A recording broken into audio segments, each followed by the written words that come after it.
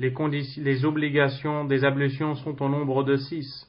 Premièrement, se laver le visage, y compris se rincer la bouche et le nez.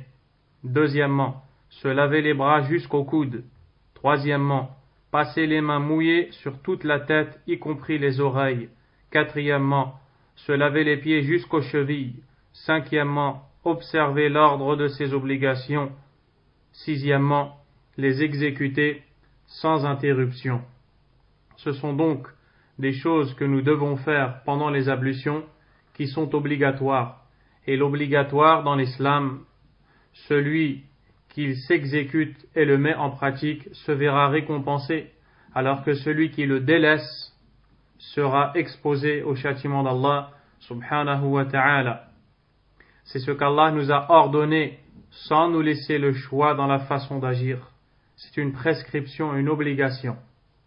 Elles sont au nombre de 6 et les savants se basent sur le verset 6 de Suratul Ma'idah, la table servie, où Allah tabaraka wa ta'ala énumère ces obligations en disant dans le verset Ya ayyuhalladhina amanu idha qumtum ila as-salati faghsilu wujuhakum wa aydiyakum ila al-marafiq wamsahu bi ru'usikum wa arjulakum ila al-ka'bayn.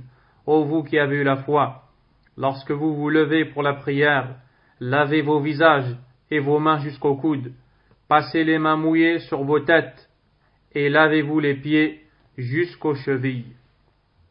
Il s'agit ici des choses qui sont obligatoires dans la prière et des membres dont le lavage est obligatoire pendant les ablutions. C'est ce verset qui est la preuve de ces obligations. Quant à la sunna du prophète, sallallahu alayhi wa sallam, elle nous a détaillé la façon de le faire. La première obligation, c'est le fait de laver le visage, comme le cheikh dit, y compris la bouche et le nez. Lorsque l'on se rince la bouche et le nez, ceci fait partie du visage. Et le visage, c'est ce que vous connaissez tous. La délimitation de la partie du visage qui doit être touchée par l'eau lors du lavage pendant les ablutions a été donnée par les savants. Il s'agit de faire passer l'eau du menton jusqu'à l'endroit où, de façon habituelle et en général, les cheveux poussent en haut du front. Les savants ont noté qu'il faut se baser sur l'endroit où pousse de façon habituelle chez quelqu'un qui a une chevelure normale. Pourquoi ? Car il existe des personnes qui sont atteintes par exemple de la calvitie. Elles n'ont pas de cheveux jusqu'à la moitié de la tête. Va-t-on dire à ces personnes de commencer les ablutions en lavant de la moitié de la tête pour descendre jusqu'au menton? La réponse est non. Il faut commencer là où habituellement, pour une personne, disons, de type général ou normal, là où les cheveux poussent, jusqu'au menton. Ça, c'est en longueur. Quant à la largeur, ça doit être de l'oreille jusqu'à l'autre. Du début de l'oreille jusqu'au début de l'autre oreille. Voici la longueur et la largeur. Cheikh Abd al-Razzaq a dit, nous commençons par le visage, car le visage est ce qu'il y a de plus noble. Certains diront, vous avez dit qu'il faut commencer par le visage, alors que l'on commence par les mains. La réponse est la suivante. En réalité, le fait de commencer par les mains dans les ablutions est une sunna, ce n'est pas une obligation. C'est pour cela qu'Allah a commencé par le visage dans le verset que vous venez d'entendre. Si ce n'est qu'au moment du lever, lorsque l'on se réveille, au moment du réveil, c'est une obligation de se laver les mains. Mais à la base, dans la journée, l'obligation c'est de commencer par le visage. Mais il ne faut pas délaisser la sunna non plus de commencer par les mains. Ensuite, Cheikh Ibn Baz rahimahullah ta'ala nous dit وَمِنْهُ الْمَضْمَضَةُ وَالْإِسْتِنْشَاقُ, c'est-à-dire y compris se rincer la bouche et le nez. C'est-à-dire que cela fait partie du visage. Car quand Allah tabaraka wa ta'ala nous ordonne de se laver le visage, le prophète sallallahu alayhi wa sallam va venir nous montrer en forme de pratique et nous enseigner comment se laver le visage, et quand il le fait, il se rince le nez et la bouche alayhi salatu wassalam, en prenant bien sûr l'eau dans la main et en faisant une expiration avec le nez et également la bouche. On peut le faire de cette façon, c'est-à-dire prendre l'eau dans la main droite, la faire entrer dans la bouche et en même temps dans les narines. Ensuite, faire bouger et pivoter l'eau dans la bouche, puis la laisser sortir de la bouche et faire ressortir le nez avec une expiration. Donc on inspire et ensuite on fait ressortir l'eau avec l'expiration. Ceci fait partie du visage. Deuxièmement, raslul yadayni ila al-mirfaqayn, se laver les bras jusqu'au coude, c'est-à-dire se laver les mains jusqu'au coude. Et lorsque nous disons les mains, il faut commencer à partir de l'extrémité des doigts jusqu'au coude. À ce moment-là, le lavage de la main est une obligation, et beaucoup de gens sont dans l'erreur et pensent que, étant donné qu'ils ont commencé leurs ablutions par les mains, quand ils arrivent au bras, ils ne se lavent pas les mains et se contentent de commencer au poignet pour aller s'arrêter jusqu'au coude. Ceci est une erreur et ils n'ont pas respecté une obligation de la prière, car se laver les mains au début des ablutions et se laver les mains après le visage sont deux choses différentes. La première est une sunna et la deuxième est une obligation. Celui qui commence ses ablutions directement par le visage et n'a pas lavé ses mains, ses ablutions sont bonnes. Et celui qui commence par les mains et au moment d'arriver dans les bras, il ne lave pas ses mains, ses ablutions ne sont pas correctes. Ceci est à prendre en compte. Et c'est le prophète sallallahu alayhi wa sallam qui nous l'a expliqué. Troisièmement, mashu jami' ar-ra's, passer les mains mouillées sur toute la tête. C'est-à-dire prendre de l'eau dans les deux mains, puis la relâcher. Et utiliser ces deux mains qui sont mouillées pour essuyer la tête. Et ceci est rapporté par le compagnon Abdullah ibn Zayd, radiyallahu anhu. Dans le récit, il nous dit, ثُمَّ مَسَحَ رَأْسَهُ بِيَدَيْهِ, puis il a essuyé sa tête avec ses deux mains. فَأَقْبَلَ بِهِمَا وَأَدْبَرَ, il a fait passer ses deux mains en faisant un aller-retour. بَدَأَ بِمُقَدَّمِ رَأْسِهِ, en débutant par le toupet, c'est-à-dire le haut du front, حَتَّى ذَهَبَ بِهِمَا إِلَى قَفَاهِ, puis il est descendu jusqu'à la nuque. ثُمَّ رَدَّهُمَا إِلَى الْمَكَانِ الَّذِي بَدَأَ مِنْهِ, puis il les a fait revenir au début, c'est-à-dire sur le haut du front. Et quand le cheikh nous dit وَمِنْهُ الْأُذُنَانِ, y compris les oreilles, c'est-à-dire que les oreilles font partie de la tête. Et donc quand Allah tabaraka wa ta'ala dans le verset nous ordonne de laver la tête, les oreilles en font partie, c'est le prophète sallallahu alayhi wa sallam qui nous l'a enseigné. Quatrièmement, se laver les pieds jusqu'aux chevilles. Se laver les pieds jusqu'aux chevilles, comme Allah l'a dit, وَأَرْجُلَكُمْ إِلَى الْكَعْبَيْنِ, et lavez-vous les pieds jusqu'aux chevilles. Et lorsque nous disons, ou lorsqu'Allah, subhanahu wa ta'ala dit jusqu'aux chevilles, ce qui est voulu, c'est-à-dire avec les chevilles. Ainsi les chevilles doivent être mouillées, comme le pied est mouillé. Et il faut faire attention à délaisser les talons, car beaucoup de gens qui font leurs ablutions vont poser leurs talons, puis prendre de l'eau dans un récipient ou alors du robinet. Ces personnes vont nettoyer tout le pied, sauf le talon, puisque lui est posé au sol. Et ils vont aller faire leur prière. Et ainsi, si le talon n'a pas été mouillé par cette eau, la prière est vaine. Et les ablutions ne sont pas acceptées, elles ne sont pas valides. Prenez donc garde à tout cela. Cinquièmement, observez l'ordre de ses obligations. L'ordre que vous venez d'entendre a été donné par Allah dans le verset subhanahu wa ta'ala. Si quelqu'un venait et se disait par exemple, je préfère commencer par les pieds pour terminer au visage, on lui dirait, tu as désobéi à Allah tabaraka wa ta'ala et n'as pas respecté l'ordre donné par Allah. Ainsi tes ablutions ne sauraient être valides. Elles ne sont pas acceptées car le prophète sallallahu alayhi wa sallam nous a enseigné cet ordre.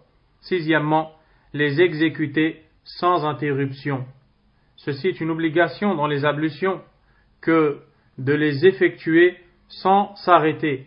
C'est-à-dire que quelqu'un va commencer ses ablutions, puis il va entendre quelque chose chez lui, il va cesser ses ablutions et va aller faire quelque chose dans une autre pièce.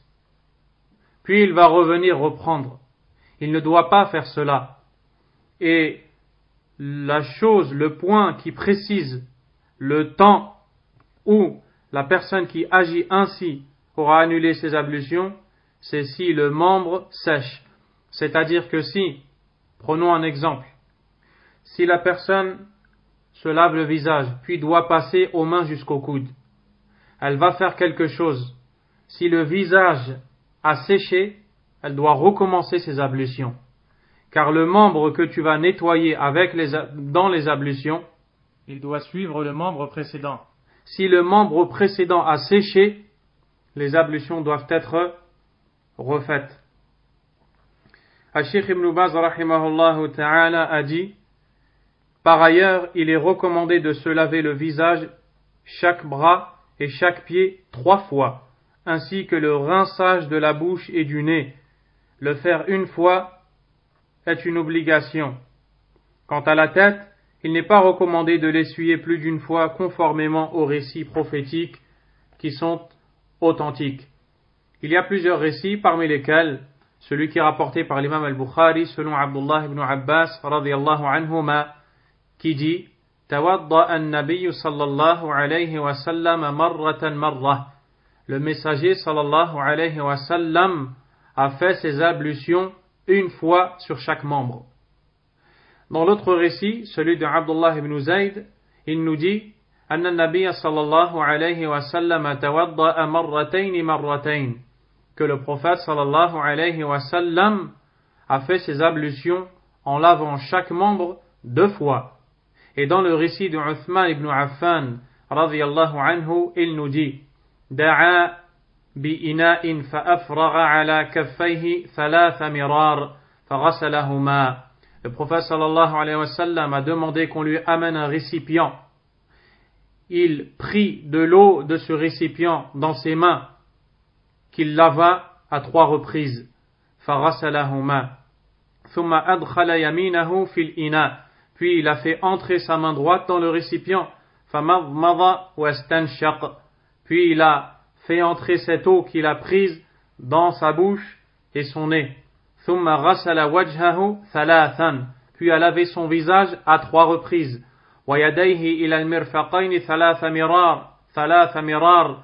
Puis il a lavé ses 2 mains jusqu'au coude à 3 reprises. ثُمَّ مَسَحَ بِرَأْسِهِ.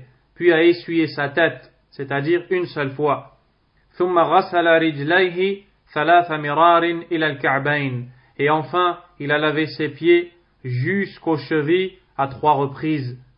Puis il a dit: قال رسول الله صلى الله عليه وسلم من توضأ نحو وضوء هذا. Le prophète alayhi salatu wassalam a dit: celui qui fait ses ablutions de la même manière que je viens de les faire, ثم صلى ركعتين, et accomplit 2 rak'ah, لا يحدث فيهما نفسه غفر له ما تقدم من ذنبه. Dans lesquels il ne se laisse pas gagner par les suggestions, ses péchés antérieurs lui seront pardonnés. Ainsi on voit qu'il y a 3 choses, ou 3 façons. 1 fois, 2 fois et 3 fois. Ces trois façons de faire font partie de la sunna du prophète sallallahu alayhi wa sallam. La meilleure et la plus complète, c'est de le faire à 3 reprises.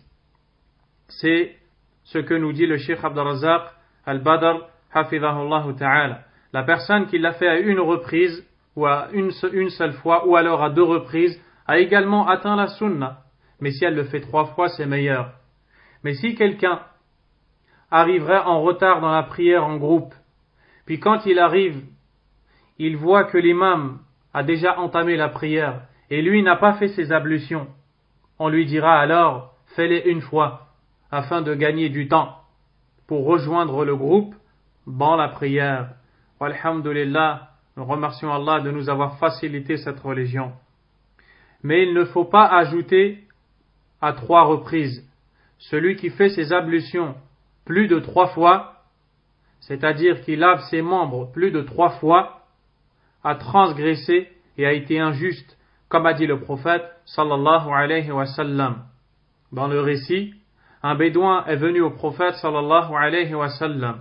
جاء أعرابي إلى النبي صلى الله عليه وسلم يسأله عن الوضوء pour l'interroger concernant les ablutions. فأراه الوضوء ثلاثا ثلاثا. Le prophète sallallahu alayhi wa sallam lui a enseigné la manière de les faire et il les a fait à 3 reprises. ثم قال هكذا الوضوء. Puis a dit, c'est ainsi que se font les ablutions. فمن زاد على هذا. Quiconque ajoute à cela, c'est-à-dire 4, 5 ou plus, فَقَدْ أَسَاءَ وَتَعَدَّى وَظَلَمَ, aura mal agi, transgressé et aura été injuste. Voici la sunna du prophète sallallahu alayhi wa sallam. Lorsque nous disons le fait de laver à 3 reprises les membres, on fait l'exception de la tête qui, elle, n'est pas lavée. La tête n'est pas lavée, elle est essuyée. On passe simplement les mains mouillées sur la tête, du début de la poussée habituelle des cheveux pour descendre jusqu'à la nuque et revenir une fois. Et lorsque l'on revient après ce geste, on passe directement aux oreilles. Et ceci, nous le faisons qu'une seule fois, alors que tout le reste est à faire 3 fois. Al-Sheikh Ibn Baz rahimahullah ta'ala nous parle de la tête et nous dit que il n'est pas recommandé de l'essuyer plus d'une fois conformément au récit authentique, comme vous venez de l'entendre. Et l'imam Ibn al-Qayyim rahimahullah ta'ala a dit وَالصَّحِيحُ أَنَّهُ لَمْ يُكَرِّرْ مَسْحَ رَأْسِهِ. Ce qui est authentique, c'est de dire que le prophète sallallahu alayhi wa sallam n'a pas essuyé sa tête plus d'une fois. Il n'y a pas de récit authentique concernant le fait que le prophète alayhi salatu wassalam l'aurait fait plus d'une fois. Ainsi s'achève la 13e leçon sur les obligations des ablutions.